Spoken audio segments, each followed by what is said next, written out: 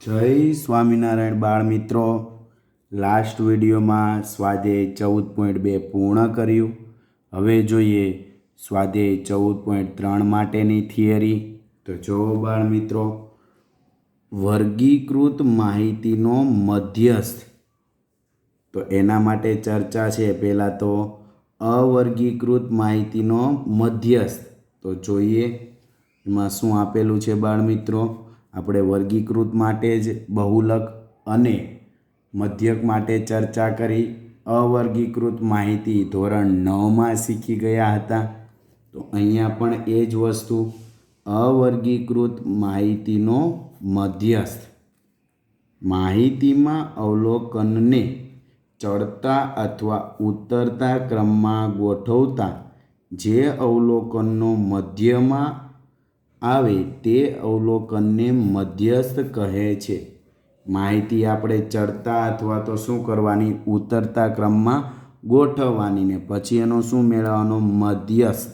તો મધ્યસ્થ બે રીતે મેળવવો પડે. જોઈએ, જો અવલોકનની સંખ્યા અયુગ્મ હોય, અયુગ્મ એટલે એકી સંખ્યામાં અવલોકન હોય, ઉદાહરણ તરીકે 5 અવલોકન, 7, 9, 13, 15, 17, તો મધ્યસ્થ એમ શોધવાનું સૂત્ર n+1/2 મું અવલોકન. એટલે શું, તો કે બાળ મિત્રો 13 અવલોકન હોય તો 13+1/2 એટલે કે 14/2 એટલે કે 7 મું અવલોકન. તો રકમ જે આપણે ચડતા ક્રમમાં ગોઠવી હોય એમાં જે 7મું અવલોકન આવે એ આપણો શું થાય, મધ્યસ્થ. ફરીવાર બાળ મિત્રો, માનો કે અવલોકન 15 છે, તો અહીંયા મુખ્ય સૂત્રમાં શું થાય, એનની જગ્યાએ કિંમત મૂકવાની, 15+1/2 મું અવલોકન. 15+2 1 એટલે 16/2 એટલે 8 મું અવલોકન. હવે 8મું અવલોકન રકમમાં જોવાનું, જે હોય તે લખવાનું. ઉદાહરણ તરીકે માનો કે 20 છે, તો અહીં 20 મૂકી દેવાના.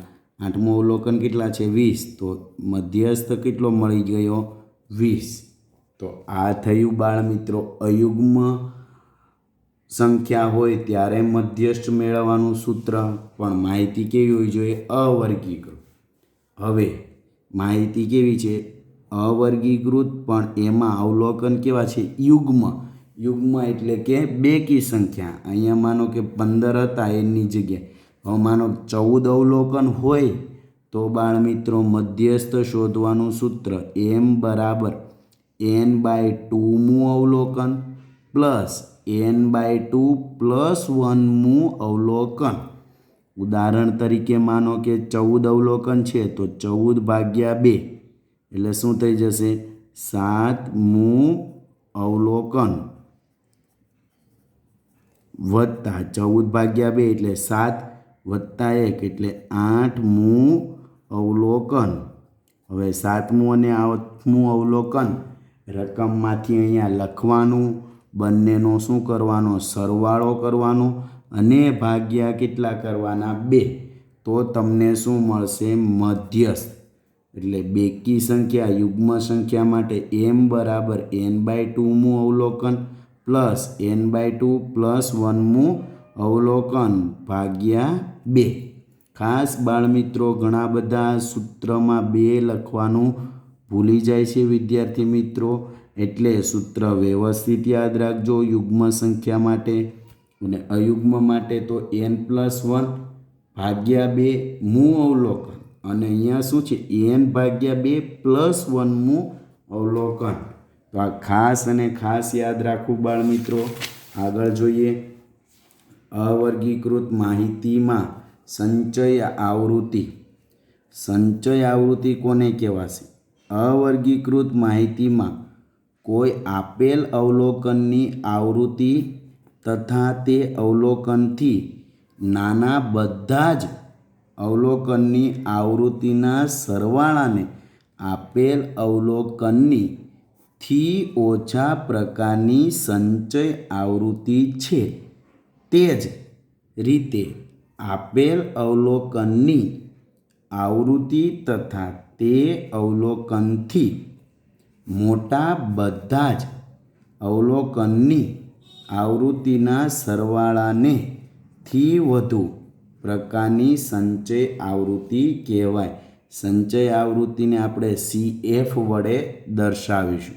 અહીંયા છે થી ઓછા પ્રકારની, અહીંયાથી વધુ. શું કીધું? તો કે અવર્ગીકૃત માહિતીમાં કોઈ આપેલ અવલોકનની આવૃત્તિ તથા તે અવલોકનથી નાના બધા જ અવલોકનની આવૃત્તિના સરવાળાને આપેલ અવલોકનની થી ઓછા પ્રકારની સંચય આવૃત્તિ છે. એનાથી ઉલટું કે વધુ મોટા બધા જ અવલોકનની આવૃત્તિના સરવાળાને થી વધુ પ્રકારની સંચય આવૃત્તિ કહે છે. આગળ જોઈએ બાળ મિત્રો, એ અવર્ગીકૃત માટે હતું. વર્ગીકૃત માહિતીમાં સંચય આવૃત્તિ. તો જો વર્ગીકૃત માહિતીમાં કોઈ પણ આપેલ વર્ગની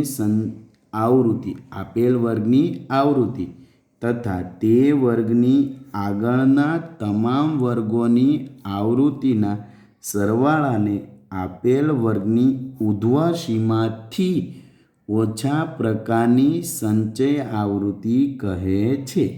તે જ રીતે કોઈ પણ આપેલ વર્ગની આવૃત્તિ તથા તે વર્ગની પછીના તમામ વર્ગોની આવૃત્તિના સરવાળાને આપેલ વર્ગની અધઃસીમા, અધ એટલે નાની, ઉર્ધ્વ એટલે મોટી સંખ્યા. વર્ગ જે આપ્યો એ માનો કે 20 થી 25 છે, તો 20ને અધઃસીમા કહેવાય, 25ને ઉર્ધ્વસીમા. થી વધુ પ્રકારની સંચય આવૃત્તિ કહે છે. ખાસ આ દાખલામાં જોશું બાળ મિત્રો તો ખ્યાલ આવશે. આગળ જોઈએ. ઉદાહરણ તરીકે આપણે નીચેના આવૃત્તિ વિતરણ માટે બંને પ્રકારના સંચય આવૃત્તિ વિતરણ તૈયાર કરીએ. જો જોઈએ ઉદાહરણ. વર્ગ અને આવૃત્તિ 0 થી 10, 10 થી 20, 20 થી 30, 30 થી 40, 40 થી 50.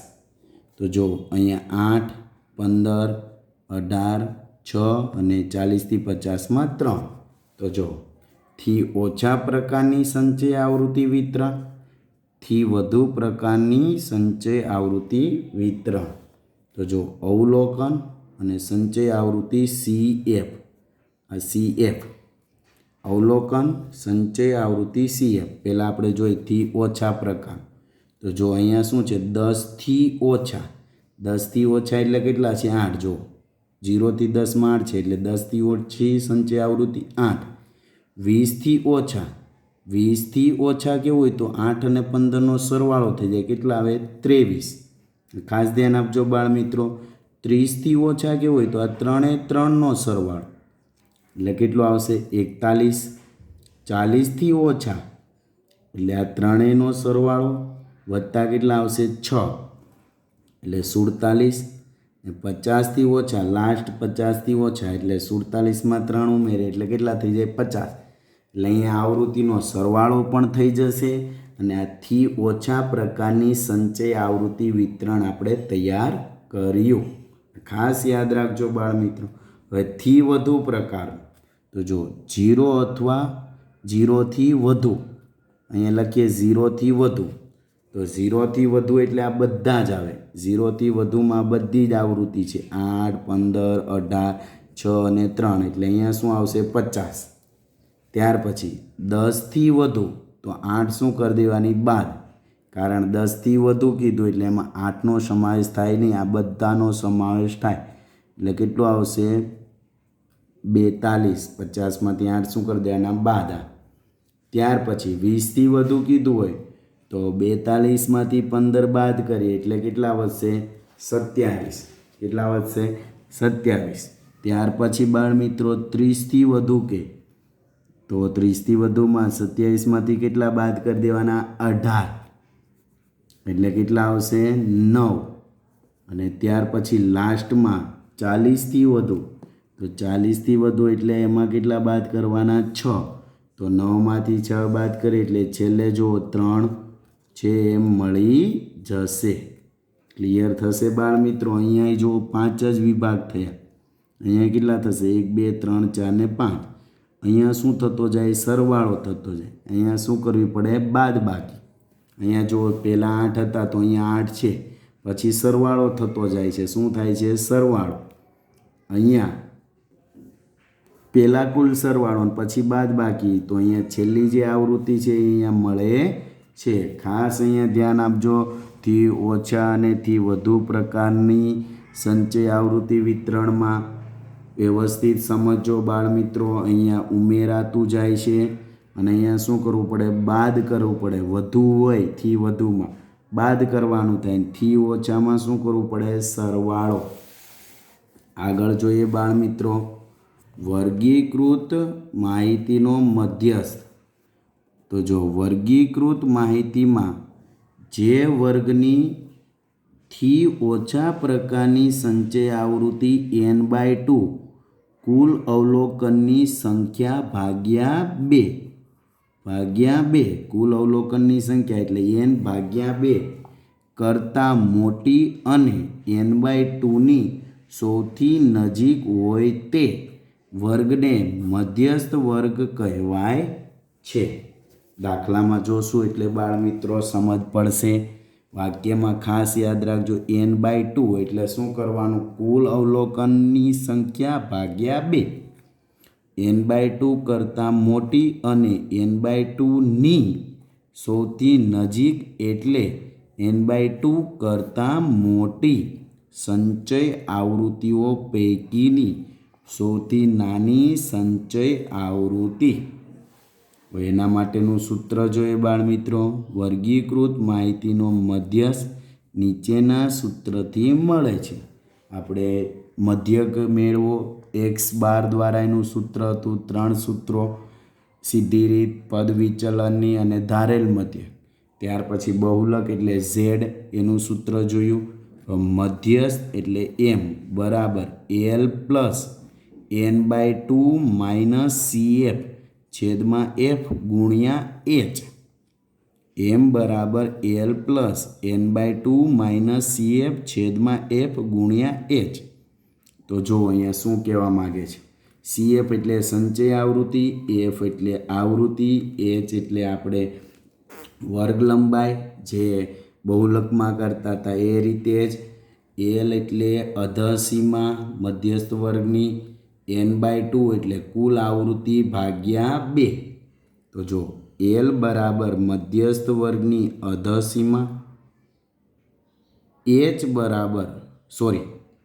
n બરાબર અવલોકનની સંખ્યા. આ શું છે? n. તો n શું થશે બાળ મિત્રો? n બરાબર અવલોકનની સંખ્યા ભાગ્યા 2. તો એ તો આપણે કરતાં આવડે. કુલ સંખ્યા આપણને 50 મેળવી, ભાગ્યા 2 કરીએ તો અહીંયા કેટલા આવે? 25. cf એટલે મધ્યસ્થ વર્ગના આગળના વર્ગની સંચય આવૃત્તિ, જે મધ્યસ્થ વર્ગ હોય એની પહેલાંની સંચય આવૃત્તિ. f એટલે મધ્યસ્થ વર્ગની આવૃત્તિ. h બરાબર વર્ગ લંબાઈ. બધા વર્ગની વર્ગ લંબાઈ સમાન છે એમ માની લેવાનું અને હોવી જોઈએ. ખાસ યાદ રાખવું, ઉપરોક્ત સૂત્રના ઉપયોગ માટે વર્ગો સતત પ્રકારના હોય તે જરૂરી છે. જો બાળ મિત્રો સતત ન હોય, અસતત હોય, તો આપણે સતતમાં એમને ફેરવવા પડે. ત્યાર પછી જ આ સૂત્રનો ઉપયોગ કરી અને મધ્યસ્થ મેળવવાનો થાય. અવર્ગીકૃત હોય તો આગળ જે સૂત્ર જોયું આપણે, આ 2 સૂત્રો દ્વારા જ ગણતરી કરવાની થાય. અયુગ્મ કે યુગ્મ દ્વારા એ 9મા ધોરણમાં શીખી ગયા. પરંતુ જો વર્ગીકૃત હોય તો બાળ મિત્રો આ સૂત્ર દ્વારા ગણતરી કરવાની. પણ ખાસ ધ્યાન, અવલોકનો સતત હોવા જોઈએ. આગળ જોઈએ, મધ્યવર્તી સ્થિતિમાનના 3 માપો વચ્ચેનો પ્રયોગાત્મક પ્રયોગમૂલક સંબંધ જોઈએ. કેવો સંબંધ છે? મધ્યવર્તી સ્થિતિમાનના 3 માપો, મધ્યક, મધ્યસ્થ અને બહુલક. આ ખાસ ધ્યાન રાખજો, મધ્યવર્તી સ્થિતિમાનના 3 માપ છે: મધ્યક, મધ્યસ્થ ને બહુલક. વિસ્તાર કે વર્ગ લંબાઈ એનું માપ નથી. માપો કેટલા છે? 3, મધ્યક, મધ્યસ્થ અને બહુલક. તો વચ્ચેનો પ્રાયોગમૂલક સંબંધ નીચે પ્રમાણે છે. 3 ગુણ્યા મધ્યસ્થ, 3 વાર મધ્યસ્થ થાય ત્યારે બરાબર બહુલક વત્તા 2 ગુણ્યા મધ્યક, અથવા બહુલક બરાબર 3 ગુણ્યા મધ્યસ્થ માઇનસ 2 ગુણ્યા મધ્યક. એટલે 2 ગુણ્યા મધ્યક છે અને આ બાજુ જવા દે શું થઈ જાય? માઇનસ. તો બહુલકને સૂત્રનો શું બનાવ્યો? કરતા. અથવા બહુલક માઇનસ મધ્યસ્થ બરાબર 2 કૌંસમાં મધ્યસ્થ માઇનસ મધ્યક. સિમ્પલ કહીએ તો z બરાબર 3m માઇનસ 2x બાર. z બરાબર 3m માઇનસ 2x બાર. તો આ થયું ત્રણેયનું સૂત્ર, ત્રણેયનું મિક્સ, મધ્યક, મધ્યસ્થ અને બહુલકનું મિક્સ સૂત્ર. તો ખાસ આ બાળમિત્રો યાદ રાખજો સૂત્ર. આ સૂત્ર યાદ રાખવું. આગળ આપણે આ સૂત્ર જોયું, એની પહેલાં અવર્ગીકૃત માહિતીમાં યુગ્મ અયુગ્મનું સૂત્ર જોયું. તો આ થઈ બાળમિત્રો 14.3ની થિયરી. જો આમાં ખ્યાલ ના આવ્યો હોય તો ચોક્કસ બાળમિત્રો મારો સંપર્ક કરજો. અસ્તુ. જય સ્વામિનારાયણ.